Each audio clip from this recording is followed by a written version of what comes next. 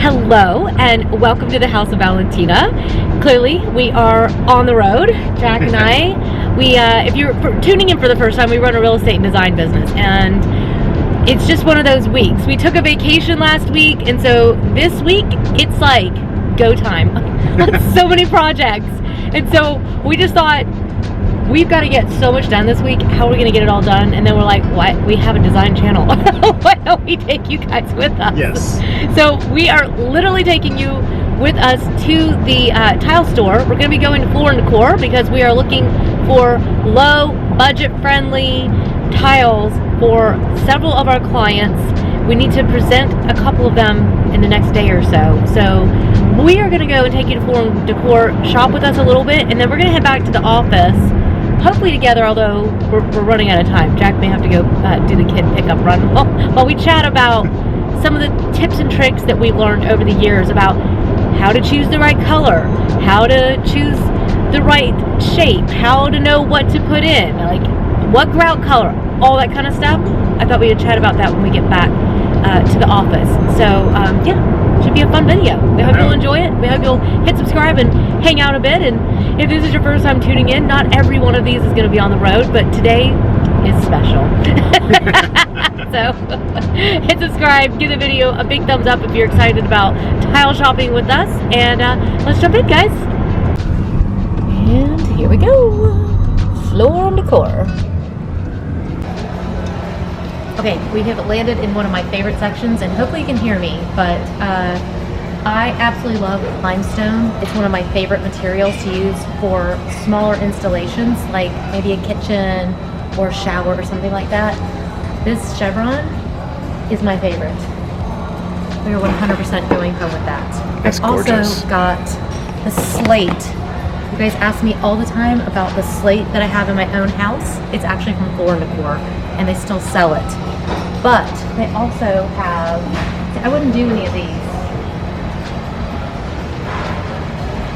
but they do also have a limestone like this that's smoother, which I almost did for my own, and I went with more texture.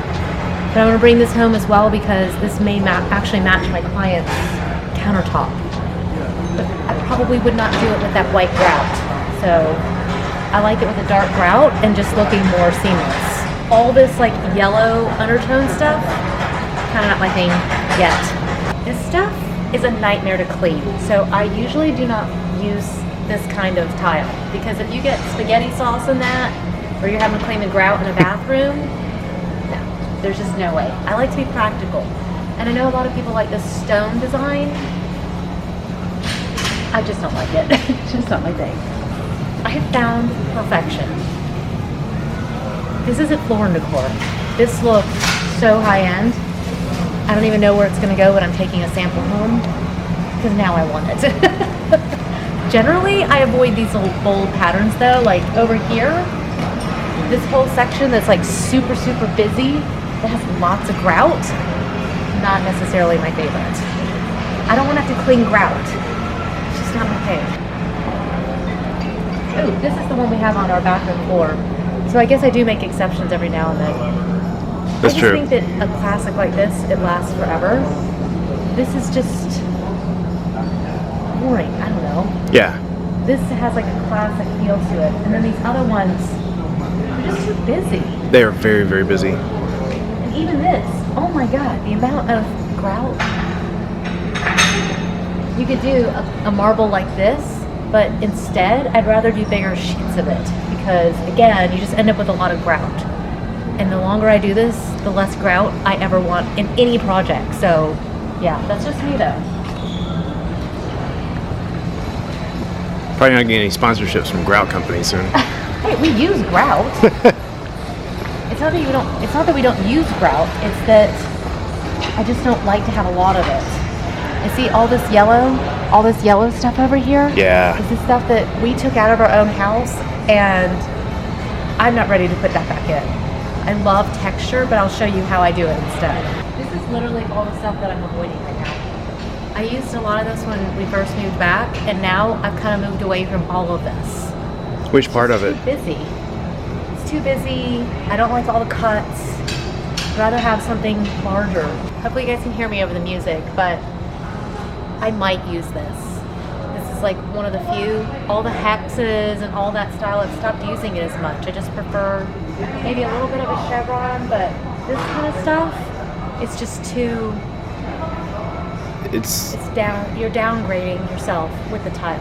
Feels about 10 years old. Like 10 years ago. I want to upgrade the house with the tile. Yeah. So this would definitely downgrade it. Yeah, I agree. That's just too shiny. It's way too shiny. What do you think about this one? This one is $369 a square foot, and it's home. So I like this much better over that overly glossy, overly shiny. That just feels more real. It feels real. That's a really good porcelain. Yeah, that's really pretty. You're not going to be able to match the veining in it, but I would definitely choose that over. I mean, look at the pictures of it. Gosh, look at it in this bathroom. Yeah. Oh my gosh. It just has that sort of raw, natural feel to it. The other ones are so shiny, I feel like you just slip just walking on a normal day. Yeah. But over here, okay, so I definitely prefer a more honed or leathered. This is leathered marble. This is $9.49 a square foot. I just prefer that. This is too glossy. Yeah, it's still way too glossy. And that's quite busy, but something like this is really good for a neutral. And that's only $7.49 a square foot. Yeah. So you can find some really good ones. Now, if you're in the shower, you might want something glossy. You might use that in the shower, but that one's not like super shiny. I just don't like it when it's like super, super polished. Yeah, yeah. It doesn't feel warm and approachable. No, it really doesn't. I'm not putting any of this in. I'm just not here. I'm just not there yet. No, you're bringing pops of beige in, but that's a pretty deep commitment. It's too yellow. It's way too yellow, yeah. What do you think about that one? It's got a lot of movement in it. It does. It looks like water stains. Yeah. So that's pretty. I would never put the white in it like that, like with a dark grout. Dark grout would be amazing. Yeah, it would be an inexpensive way of getting that look of granite. It's only $5.49 a square foot. That's why I'm like, you don't have to spend the money on a porcelain. Right. This is what we put in.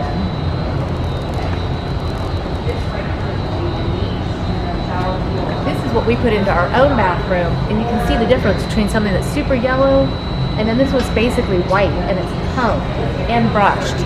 So it has amazing texture, and it feels like limestone. So I like that. yeah, $6.28 a square foot.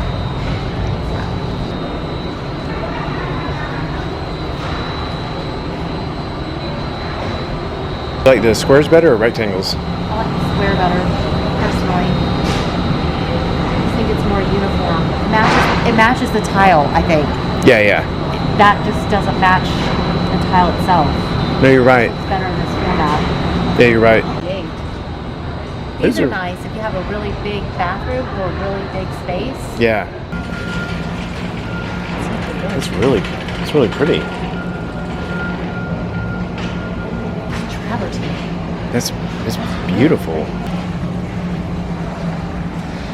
I've never really liked glass tiles. Is that what these are? Yeah. It's just never been my thing. Too shiny? I don't know what it is. Maybe too shiny. All right, you guys, I am back at the office, and I've had a little change of clothing because it went from 40 degrees this morning to 82 degrees just now, and I was dying of heat. So I changed to something a little bit cooler and turned the air conditioning on. But I do have a little snack. When it starts to get warmer, I tend to want something a little bit lighter if I'm gonna have a little snack. These are a little bit of a naughty snack. They're not that naughty. They're actually pretty good for you. They have a little lavender, little sugar on them, and they are delicious. I got them off of Amazon. And even when it's boiling hot, I still drink my coffee hot. So that'll be fun to have a little afternoon fika. We're quickly running through that time of day. It's almost gonna be late afternoon, almost dinner time. But I do wanna take some time and actually run through some of the different tips and tricks that I wanted to share with you today about tile shopping. I apologize that the noise was so loud in that store, so it's maybe not going to turn out as well as I'd hoped, but I did want you to actually see that there is a lot of options that you can choose for tile when you go to the store, and especially when you go to Floor and Decor, they just have so much and it's all out, and it can be really overwhelming trying to choose the right thing. So I thought it'd be really helpful to chat through some of the tips and tricks that I've learned over the years. I've made some mistakes, learning curves, learning opportunities, some things that I just don't do anymore, and some things that I do. So let me go through all that with you after a sip of coffee. Okay, so one of the things that you have to think about when you're trying to pick out your tile is the location of where you're going to be putting it. And a lot of times what happens is when you go into the store, especially somewhere like Floor and Decor, where it's really meant for you to be DIYing it. You're doing it yourself. You're picking it out yourself. There isn't a designer or a contractor there to help you. So you're trying to pick out what to do. And up on the signs, they tell you this can go on the floor, this can go on the wall, and they're going to give you different applications for where it can go. They'll say this is a bathroom tile, and sometimes they'll put kitchen. A lot of times they don't. It just depends. But what I have found is that even though it says that, that doesn't mean that's where you should actually put it. So for example, I've got these little penny tiles. I personally would never put this as a backsplash in my kitchen. I would want something a little bit more sophisticated looking. I want to be able to upgrade my space with the tiles that I choose. And I actually use this on my laundry room floor.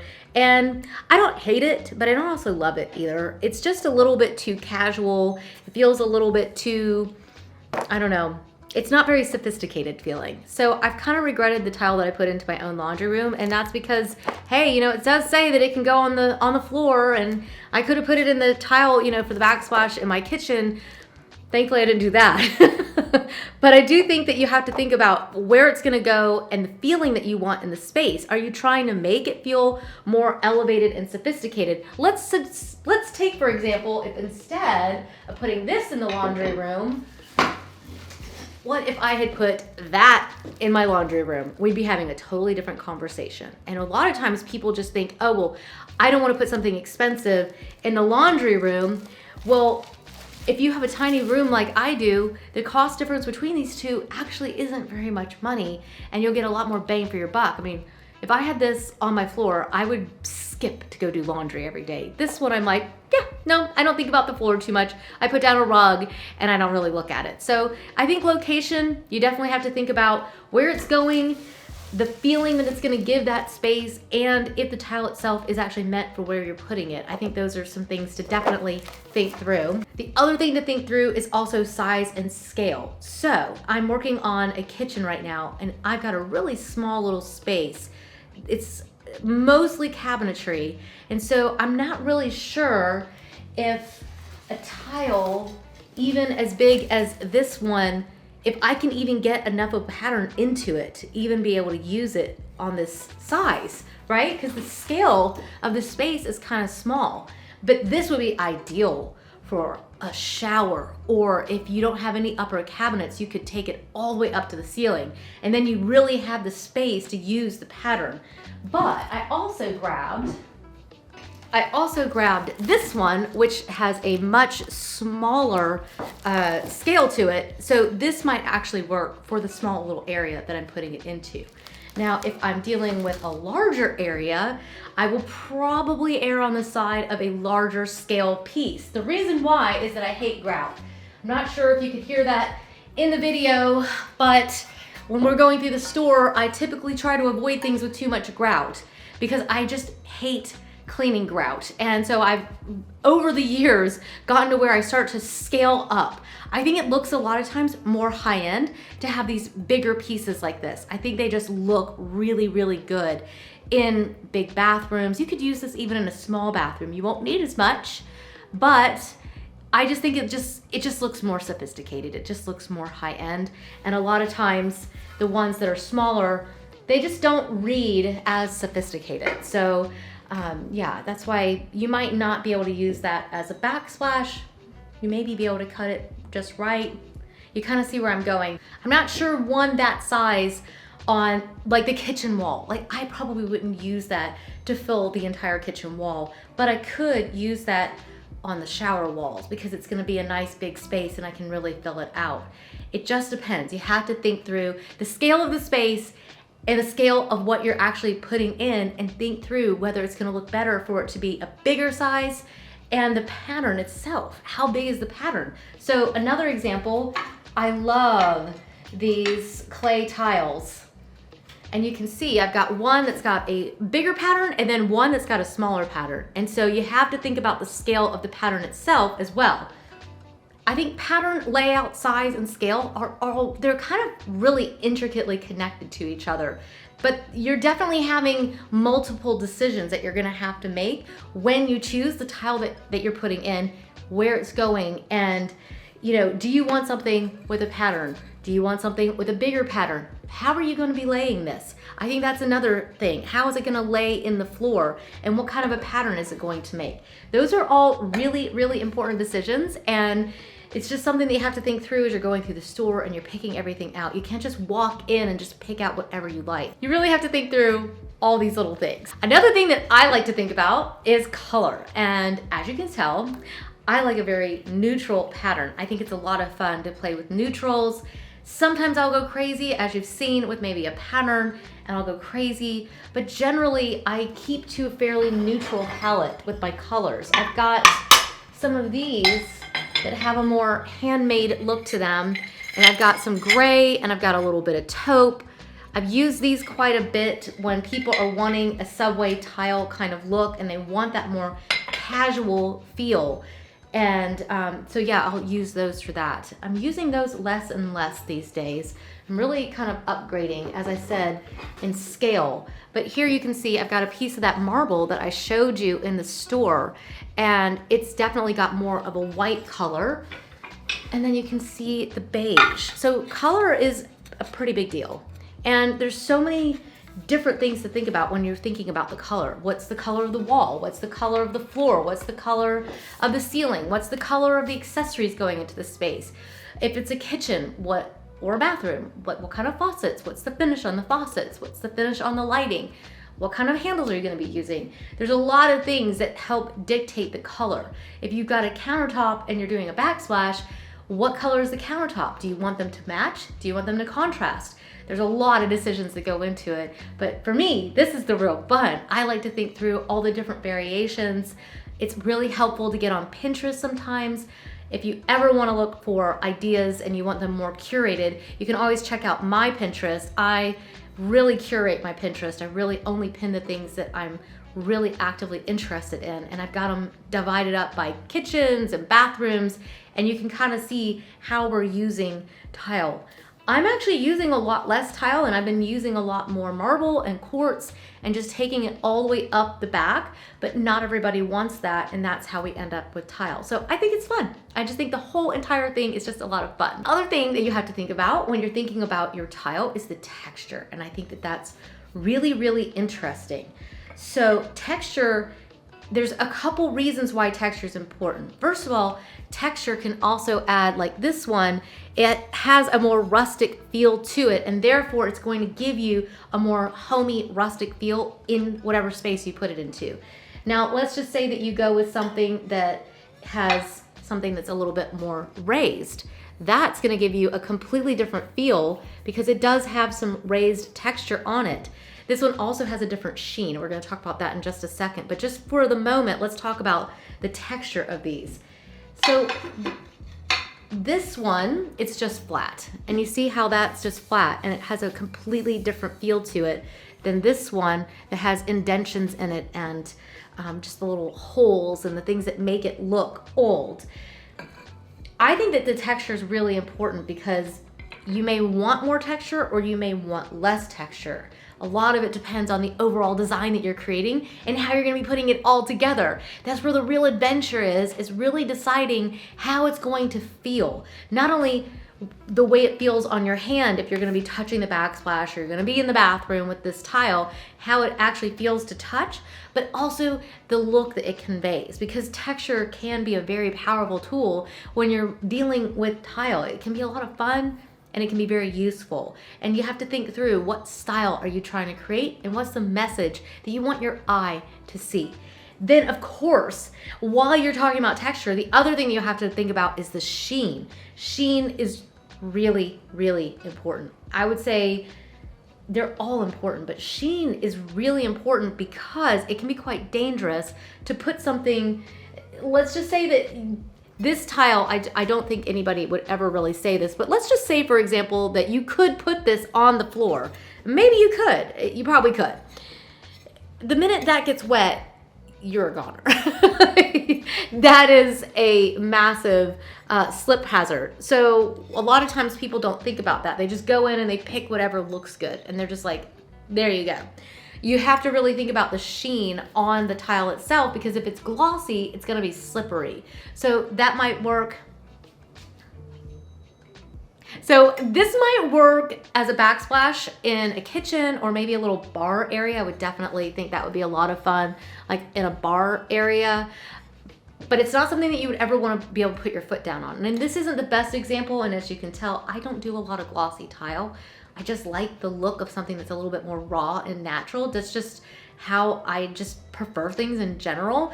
But I think when you think it through, you have to think through where it's gonna go and how it's gonna convey, not only if you step on it, but also how that looks to your eye. A glossy tile like this has a completely different feel than something that's got all this texture and it's honed, and you can kind of see that difference there. It's, look, I mean, oh my gosh, look at the back of that and how it's got all the little holes, and I wanna like flip that over and actually use the back side of it. Another thing to think about, and I don't have any samples with me at the moment because I've given them all out. The other thing to think about is grout. That's another really important one. So if you have a white tile and you have a black grout, let's just use this as an example. If you've got white tile and then you've got a black grout that's sitting against that, the grout is going to have a very loud visual voice. Now, if you've got that black grout and you're putting it with something that is dark, it's gonna really just disappear. And so that's where the real fun comes into, and people forget about the grout a lot of times. They forget to pick out the color. They forget to honestly even think about it. But it's really, really important, because especially if you have a smaller design, the grout color is gonna make a really big difference. So you have to think through, what color grout do you want? Do you want it to blend in? Do you want it to stand out? I personally avoid, with a vengeance, ever putting in a white grout, because it just gets so dingy and dirty just from natural wear and tear, just from the dust. And I, for one, do not want to spend time down on my hands and knees scrubbing with a toothbrush or a bristle brush trying to clean my grout. Maybe it's from living in so many different places and having experienced cleaning grout in so many different parts of the world. I'm like, if I can avoid it, I just don't do it. So I definitely err on the side of something that would at least be tinted, a little gray or a little bit taupe. I just don't ever want to have white grout. I'm not saying that I will never do it, but I just try to avoid it because I don't want to deal with it. Okay, so there you go. I think that about sums it up. Yeah, I mean, I had a lot of fun. I think it's a lot of fun to go through the store and to just pick out, like even here is a good example. One of these, this is the one that I have on my own fireplace, has a lot of texture to it.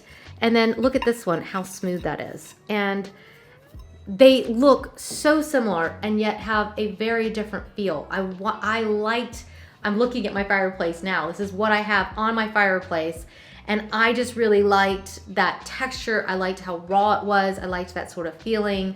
It's not like I go over and run my hand over the surround on the fireplace, but I used a grout that was very dark so that it would look like it was literally just all one piece. And so that was very purposeful. If I had grouted that with white, or if I had used something that was smooth and I had gone with a white grout, it would convey a completely different feel. And it can be a little bit stressful if you're thinking through all these decisions, but I say keep it fun.